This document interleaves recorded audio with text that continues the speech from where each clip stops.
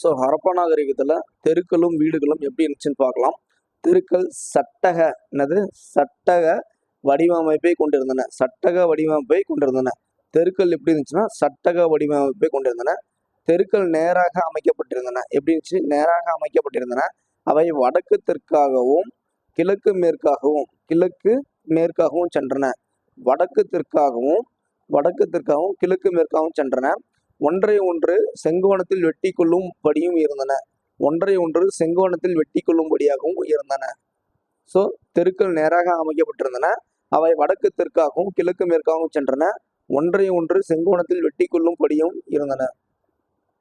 சாலைகள் அகலமாகவும் வளைவான முனைகளையும் கொண்டதாக இருந்தன.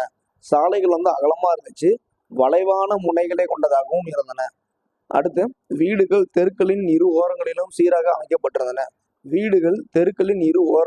சிறப்பாக அமைக்கப்பட்டிருந்தன. வீடுகள் 1 அல்லது 2 மாடி அடுக்குகளை உடையவனாக இருந்தன.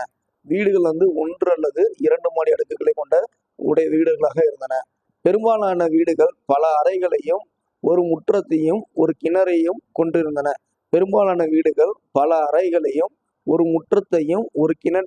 கொண்டிருந்தன. ஒவ்வொரு வீட்டிலும்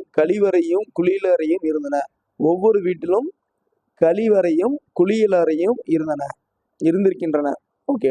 வீடுகள் சுட்ட செங்கற்கல்லாலும் சுண்ணாம்பு கலவையாலும்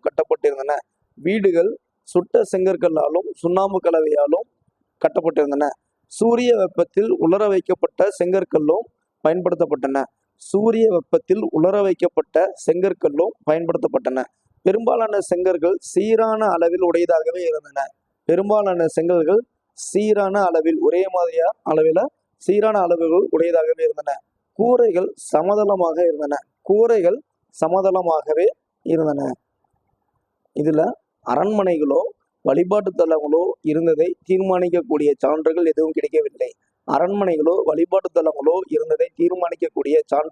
எதுவும் கிடைக்கப்பெறவில்லை.